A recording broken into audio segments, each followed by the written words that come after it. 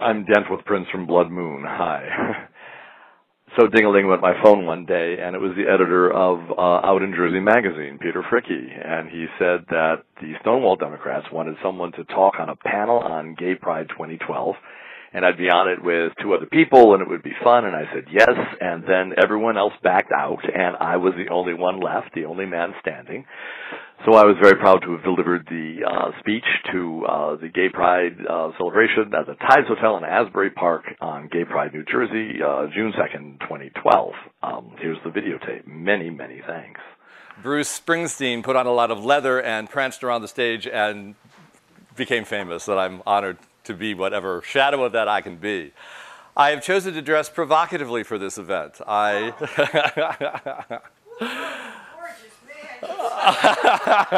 very grateful. Thank you to you all. I have dressed this way as proof of the power of iconography in America. I want to talk about iconography in Hollywood. I want to talk about dirty secrets. I want to talk about Blood Moon Productions.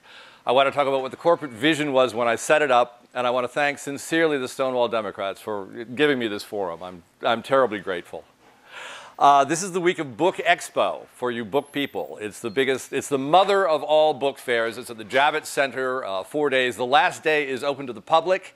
I think the ticket is, I don't know what, $12, $15. And you will carry away a carload of books, probably. Books that aren't selling in the market. Books that aren't selling because they are too boring. Now, of course, I'm very prejudiced when I talk about boring books, and I have all kinds of thoughts about sparking up celebrity biography. I have hundreds of points of view about boring celebrity biographies.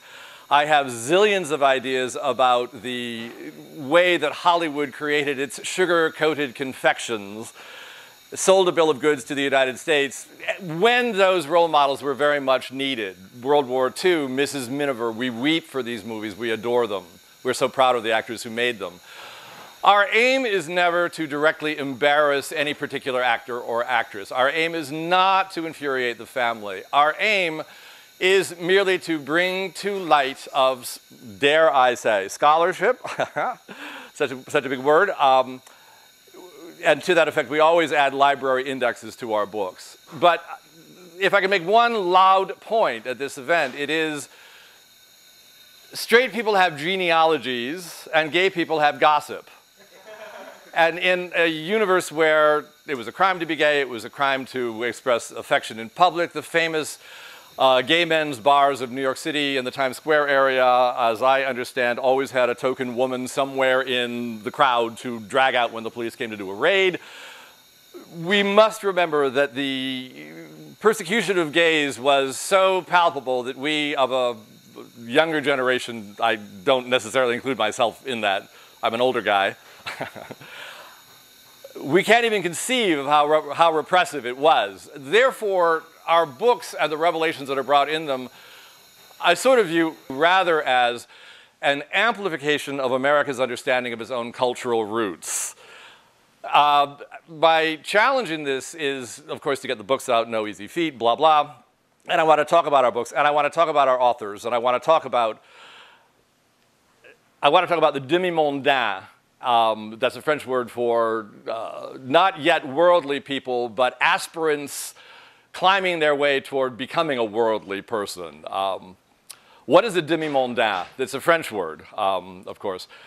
It is the product of a child who always sat at the dinner table to listen to the adults when everyone urged him to go out and play with his contemporaries. He didn't want to play with his cousin Woody. He wanted to hear his Aunt Beth talk about Republic Steel and who owned it.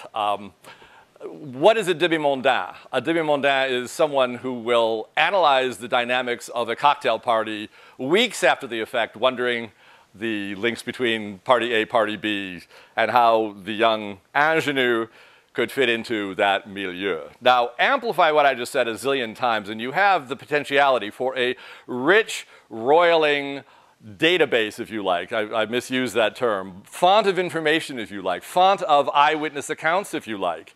Which Blood Moon will argue has always been, what, trivialized for reasons which have to do with many things. They were oral histories, not written histories. Our books attempt to put into book form with library indexes some of these roiling dramas going on below the surface of the entertainment industry. And tricky the task indeed is. Lucky I am to have shouldered it. I have approached my task with something of a missionary zeal, it seems. I have a divine cousin in this. Tobias Grace is my cousin. And I have learned this since getting involved with his thrilling magazine, Out in Jersey, which has been very kind to the book reviews they've published about our books. And it appears that one day Tobias and I were talking about book publishing and who things were, and somebody mentioned that Harriet Beecher Stowe made such an influence. Harriet Beecher Stowe, blah, blah. And it seems that Tobias and I are the decadent end results of the genealogy of Harriet Beecher and the Ward Beecher Stowes. And all of them, yes. And so with huge self-deprecation and a huge sense of self-satirization for me, I would like to claim that proud tradition to the intellectual aristocracy of 19th century New England, me and Tobias. Tobias has adopted a son, and honored I am to tell him this too, now that he should know this, I say, to Tobias's adopted son. I don't want to get off track. Let me see. What have we got going on this week? We have just released a biography of Marilyn Monroe. Iconography screaming out of every pore of every page of this book. A dangerous symbol in America to mess around with. So let's review some things that have happened with this book. I released the story to an advanced scout with some tabloids, The Globe, fabulous woman. She had exclusive right to process publicity for this book to The Globe, and she did a bang-up job, and it covered 3 pages in the May 28th edition of The Globe. As I understand it, well-meaning women from South Carolina who sincerely had wept over the vulnerabilities of Marilyn Monroe, and I so applaud them in their vision on that. And they were mad. They were mad, mad, mad. So Blood Moon has announced its intention to have a forum about this subject on its blog site, Raw Meat from Blood Moon. So we'll be engaging them, if they will engage us, in the symbolization of Marilyn Monroe and what she meant. Okay, and then more about Marilyn. It is the quality of her vulnerabilities that is so striking in anybody who really loves Marilyn. Our book is somewhat more terse. We present Marilyn as she insinuated herself into many, many very dangerous places, and she couldn't get out.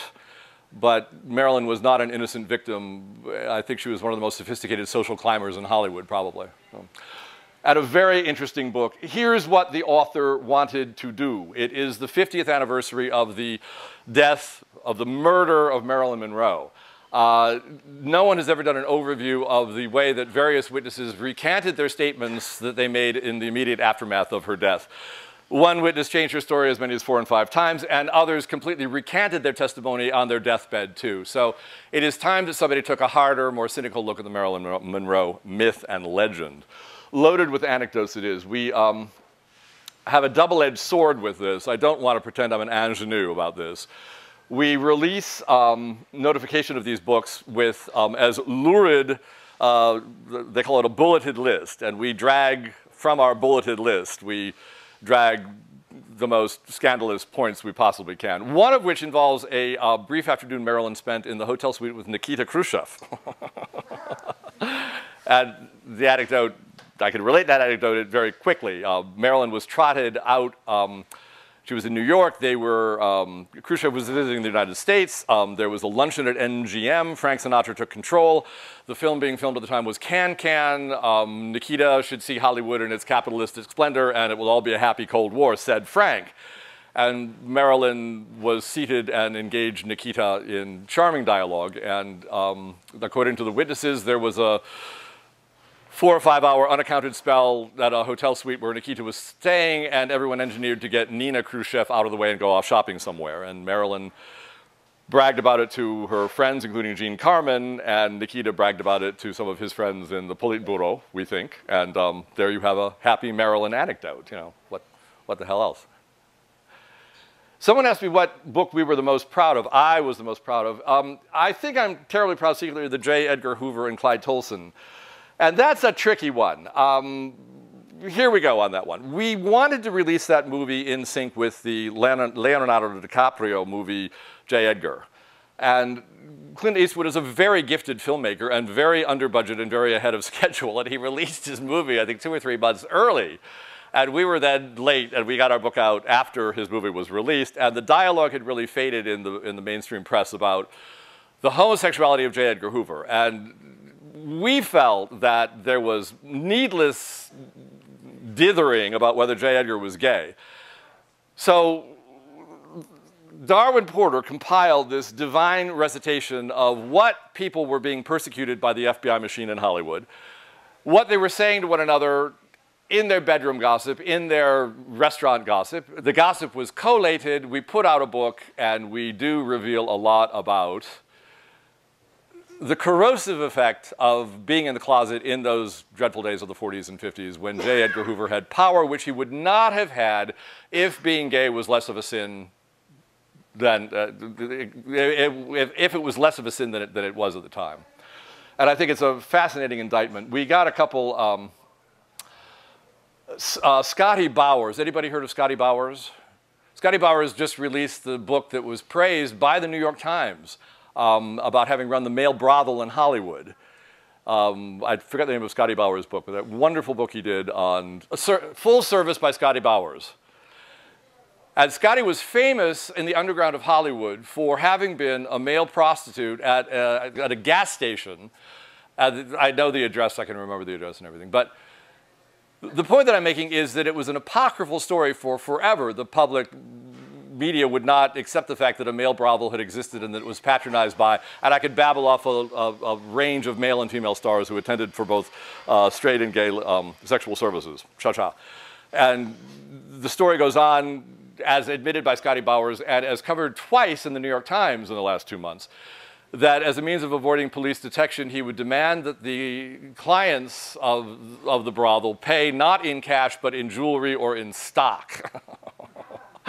So what I'm saying is there was this flourishing underbelly, this flourishing underground of male prostitution in Hollywood. Scotty, whom I followed Scotty a bit. I tried to get his story, actually, and he had been tied up in advance through another publishing entity by Lionel Friedberg, and the marvelous job he did with Scotty.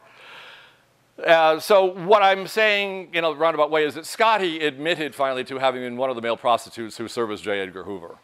Now, our book goes into this with infinitely more nuance and infinitely more background, and we really do give a rather more lush, detailed account of this. I dedicate this speech, I hope I'm not repeating myself, to the demi-mondains of the world, the kind of demi-mondains who would, what is a demi-mondain again? Let me see, listens to his parents, talks to older people at table, analyzes cocktail parties after the fact and frets about them. But then if they're good, they go back and they tell everybody afterwards the rest of their lives exactly what went on when I met the Duchess of Windsor. I mean, I met the Duchess of Windsor when I was in college. I can recreate that anecdote every nuance. She snubbed me. I'm very fond of the J. Edgar Hoover book. Well, I have other points. Let me see. We're talking about dirty secrets. We're talking about iconography in America.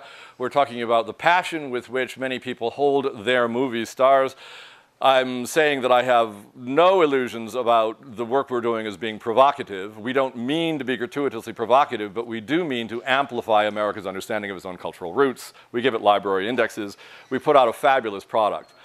Yes, there is a point I want to make. Darwin Porter. How did I set up Blood Moon? Here we go. This will be good. I met Darwin when I was on the verge of 30, searching for a way to fit in, if you know what I mean. Darwin was a well-known journalist who had acquired some of the contracts to produce annual editions of the Frommer travel guides. You remember the old Europe on $5 a day. As it turned out, I spent 30 years intimately involved in the production of the Frommer travel guides. With Darwin as the head writer and me as the second writer, we produced new editions to most of the countries of Western Europe, and Morocco was thrilling, and all the Caribbean, and I led the life of a full-time travel journalist during the peak years when travel was still exotic before it got, this is totally me, blasé beyond redemption. My point is that from that fecund world of writing for the Frommer Guides, a lot of celebrities got met. Darwin's database of inside exposure to the celebrities of the world was amplified. Prior to that, Darwin had been the bureau chief of the Key West Bureau of the Miami Herald. Let's review. Key West at the time was a listening base for Batista's Cuba. Key West was the most decadent town in the Western Hemisphere. Key West attracted every literati in the world. They all went to Key West. They all got drunk. They all got laid, and they all talked about it a lot. And Darwin was in the thick of it recording these stories. Darwin was the former companion of Stanley Mills Haggart. Stanley Mills Haggart was the Powers model I might have mentioned before. Stanley Mills Haggart's mother rented the house next door to the famous journalist Adela Rogers St. John's, who predated Hedda Hopper. So Adela Rogers would invite Vilma Banky and Rod LaRock to dinner and tell everything to Stanley, who told everything to Darwin. And Darwin has given the world his statement, if you like, about this aspect of the American experience in the form of the books from Blood Moon. What Blood Moon is doing is, to the best of its ability, and better than anyone else, if I might say, it is collecting at the top of the heap the hopper, the funnel of oral anecdotes about gossip in Hollywood when no legitimate paper would record it, when no nice person would mention it, but a lot got said. All it needed was one plucky Boswell type, if you like, to record it with the brilliant memory and powers that he has as a journalist. So that's what Blood Moon does. Blood Moon funnels oral histories from an era when it would have been a crime to even mention them, and we offer them to you readers as an amplification of your experience of the American experience. And I am proud to do this on Gay Pride Day. I am proud to do this in New Jersey with the Stonewall Democrats, and very proud to do this with Out in Jersey magazine. Thank you.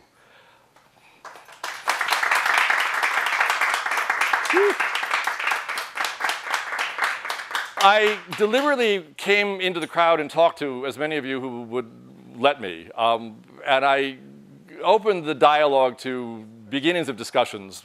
Is there anything anybody wants to bring up?